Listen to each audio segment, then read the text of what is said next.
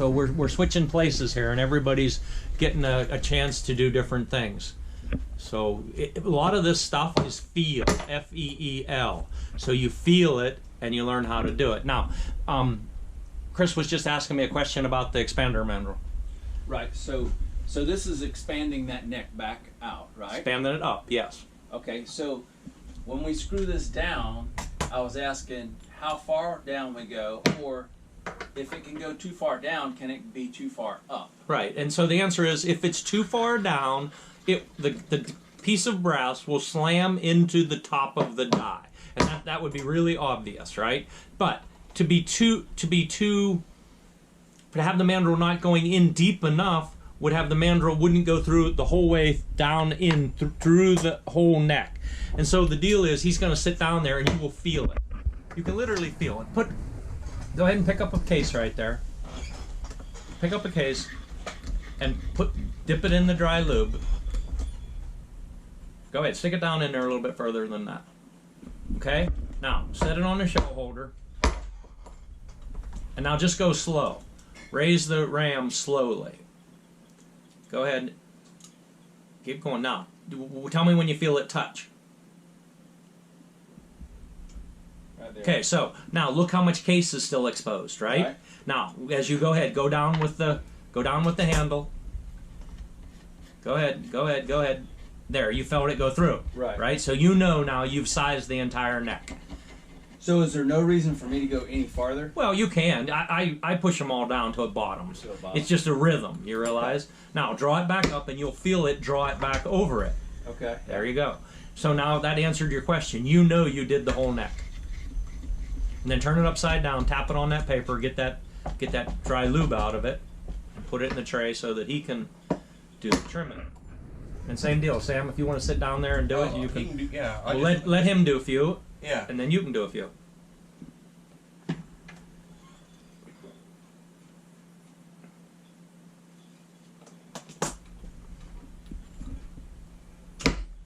Like I said, none of this, it's not rocket science, it's not brain surgery. None of this is it's just a matter of learning it and doing it properly. That's all it is.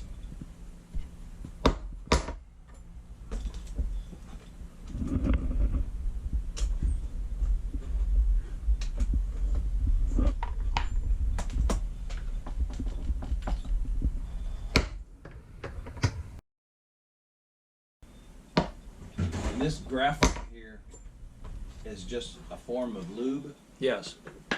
It's dry lube. Excuse me, dry lube.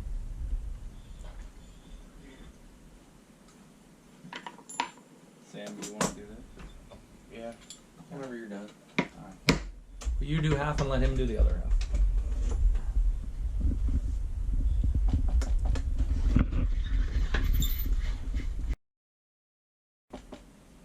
Some of them are not as tight as others, maybe? Well, and that's interesting you're noticing that. So, I've been doing this like forever. Like I started reloading when I think I was reloading by the time I was just turned 18. And so I've literally used almost any make, brand of brass you can think of, and a zillion different numbers of brass, right? And out of doing... seriously, maybe for real, a million, like a zillion, right? I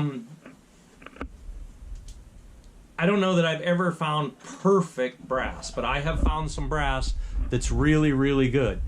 So when you feel that inconsistency of it going over that expander mandrel, all that it's telling you is that it's not perfectly uniform, right? And so remember we were talking earlier about messing with neck tensions to get uniform velocities across the chronograph. So stop and think about what you just said and what I had said earlier. So if one of those necks grip the bullet tighter, it's going to require more pressure to pull the bullet out, to push the bullet out. And if one of those necks grip the bullet to a lesser degree, it's going to take less pressure to push the bullet out. Well, you see that if you have a good chronograph, if you see that on the chronograph. So, again, if this is just if you're only shooting one, like, say short-range bench rest shooters, the guys that shoot 100, 200, 300 yards, they're not really even concerned that much with that kind of stuff. But if you're a 1,000-yard bench press shooter and you're trying to shoot, say, a 2-inch 10-shot group at 1,000 yards, it's super important because the extreme spreads on your chronograph translate into vertical on your translates into vertical on your target. So see, the idea is the ideal, not the idea. The ideal and the idea actually is to have the bullets go across have the bullets exit the muzzle, all of them at the exact same speed. Say 3,000, 3,000, 3,000, 3,000. And then what that essentially does is it removes all the vertical dispersion in your group from the velocities. There can still be a whole bunch of other stuff going on, right? But it's always a process of how many things can I eliminate, right? And really, I mean, that's actually a good way of saying what advanced reloading is. It's kind of like, how many things can I eliminate, right? Get as rid of many variables as possible.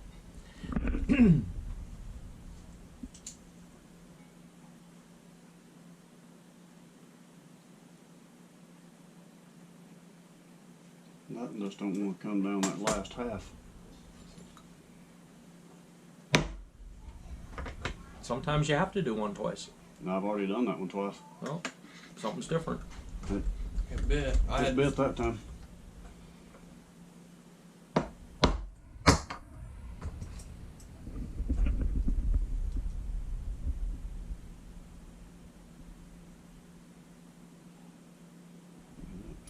There you go. 2, 7, 12. 3 times on that one. Yeah. If you want to trim some too, you haven't tried it? Sure, I haven't. Yeah. I'll do this one, then you can jump in here.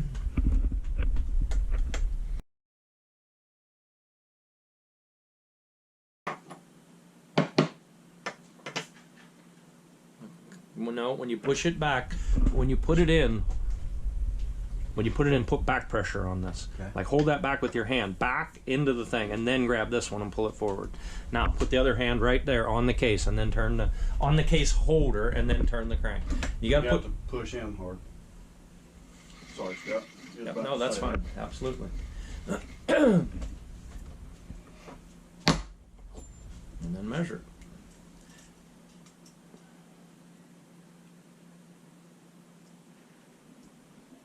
What do you get? So you got to go back and knock off a little wee bit more. You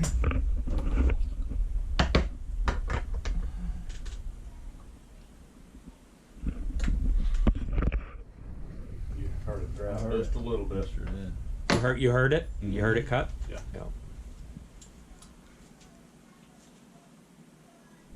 Did you get it? 2, 7, 12. Mhm. There you go.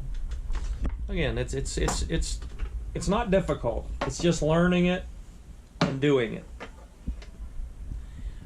Well, I'll tell you what I would do. If you don't have some of this stuff, I'd get it ordered before you go home. Well, I ordered $800 something worth of stuff, and until I get back and go, I've got a big box of everything that Scott told me to get. I've probably already got it. Well, I mean, like your case trim.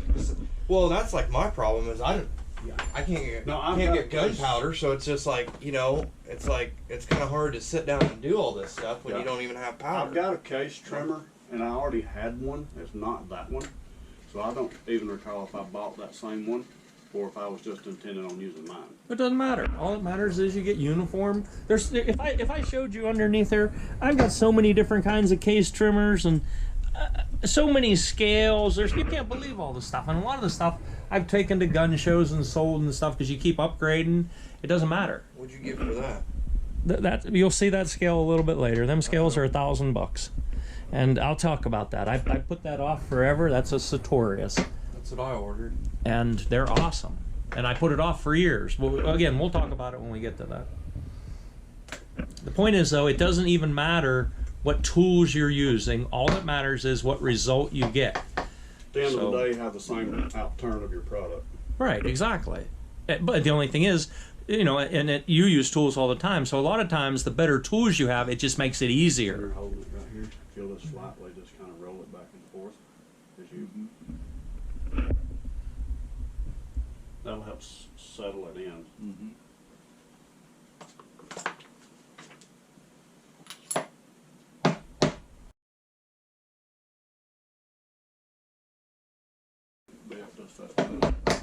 was that? You heard it cut? Oh yeah. Good. Well, and the thing is, every now and then you got to replace those cutters. So that cutter might be starting to get dull. And that's what's... The average guy wouldn't wear out a cutter, one cutter in his whole dang life, but an awful lot of brass goes through that. They make automatic ones too, and I can't think of the names of some of the more expensive ones, but they get pricey, but that are all power. There's a lot of things. I mean, when it comes to just the little stuff I do at home, plus with work too, I like the feel of actually using my hands. I'd rather use my hands on certain things than All than it would power. be power. I don't think I would want that to be power, me personally.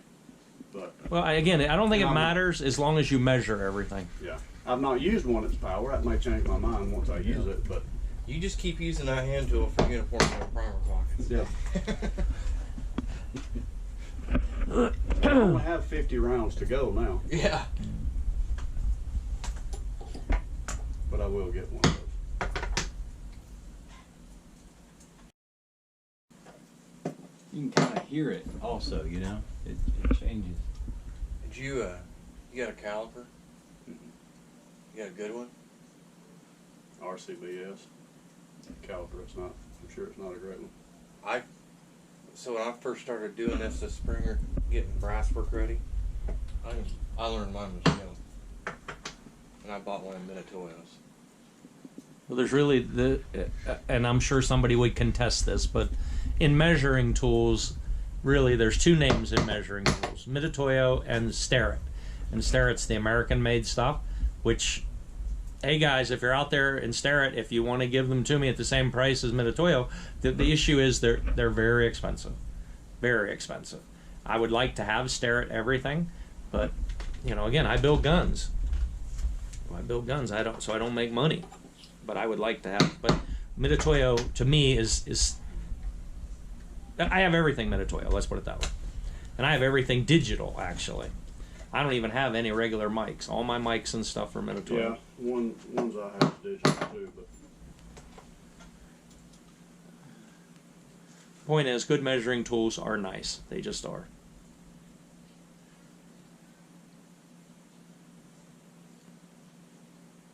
You don't want to cooperate. I guess that's the same.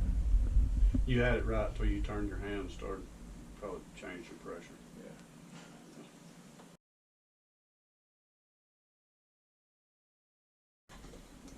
It's all that stuff you had me get, Scott. I've not even opened any of it. I just took it out of, because I ordered it a bunch of different places, different times, and it just got put in one big box that's in my loading room. So I've not opened any of the parts and pieces.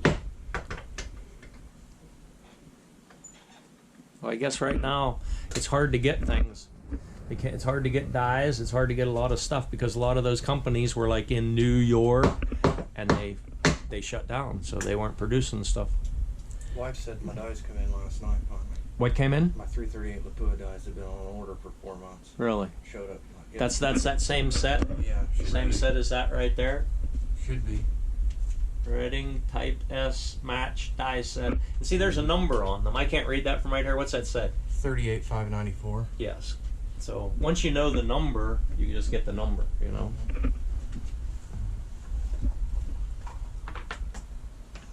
How much did those cost, by the way?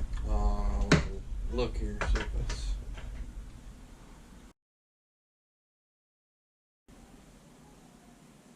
I think they're like 200. $286.99 Whoa, 286. from Brownells. Wow, they're getting more expensive. I was going to say around 250. Well, in a minute here, I might take some time and show you that too. In fact, I will, because he's got a little ways to go yet. So I'll show you something that's cool. Here, somebody take this. Just hold that gentle like. I'll show you something. So, right here, this is a set of Neil Jones dies, right there.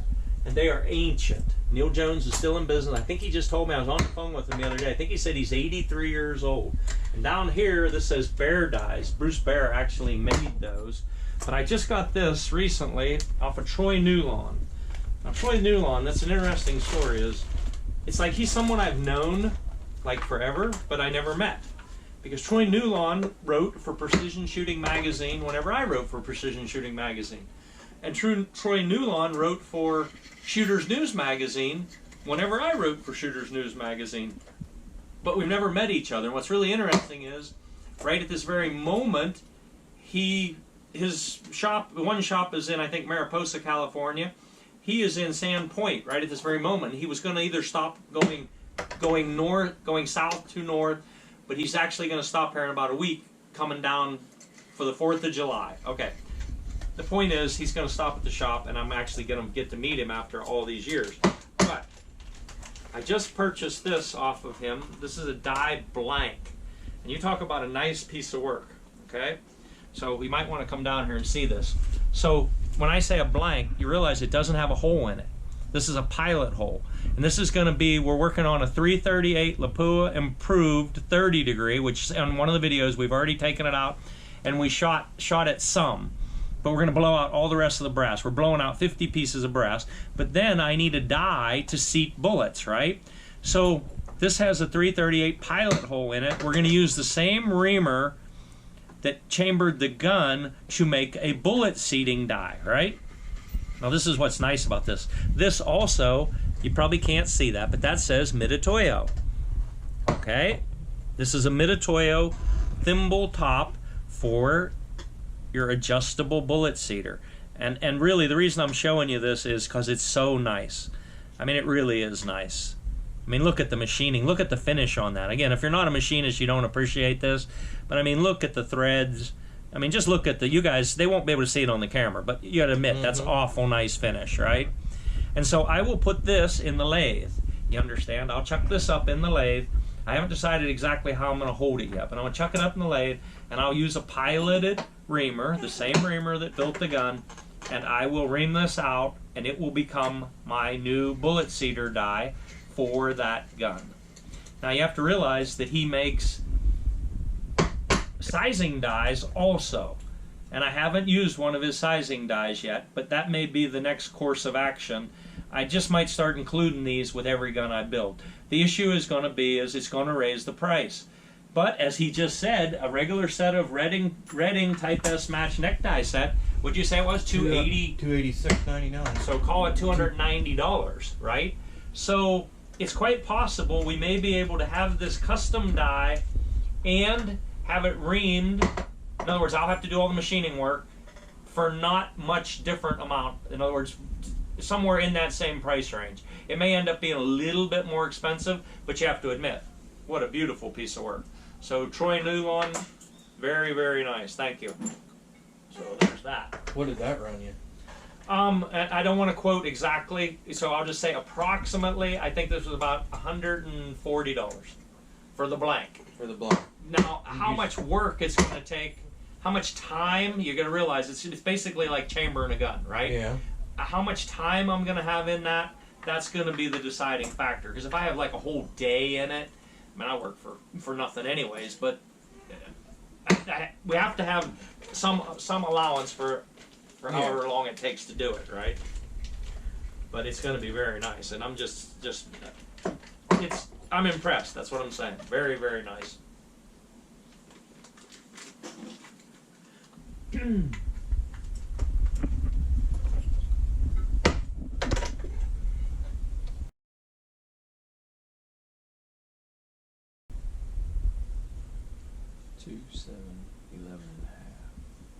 So it really matters where you put it on here each time, doesn't it?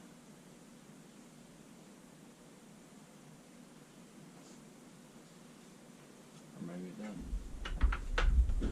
One more.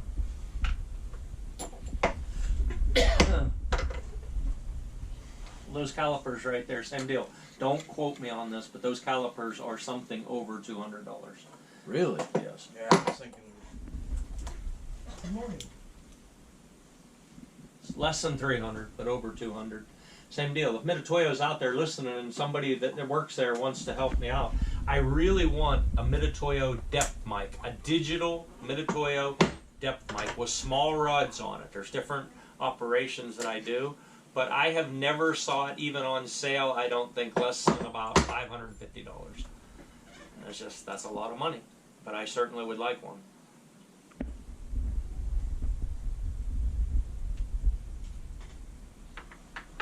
So, are they all within 1 thou? They're all the same. Doesn't matter. If there's little burr on there, that won't matter. We're going to be taking that off later. So they're all uniform? Okay. Let's switch out. Oh, hold on 1 second. Hey, Vicky. Hey, Vicky.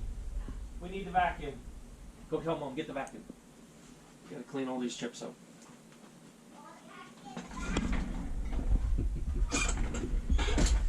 Oops.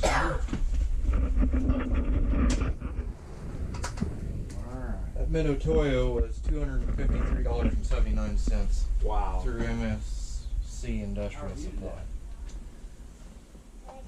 That's a lot. You having fun today? It's a lot, but it's nice tools. Yep.